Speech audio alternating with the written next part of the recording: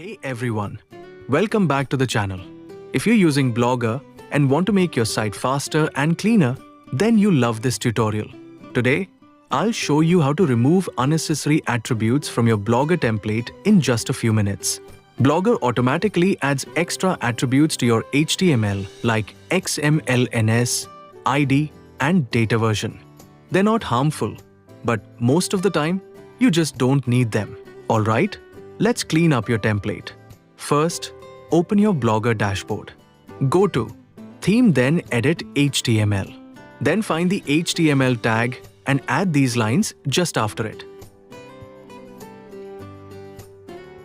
This tells Blogger to skip injecting those unnecessary attributes. Widgets also add stuff you might not need. To clean them, add this inside the Widgets Be Includable block.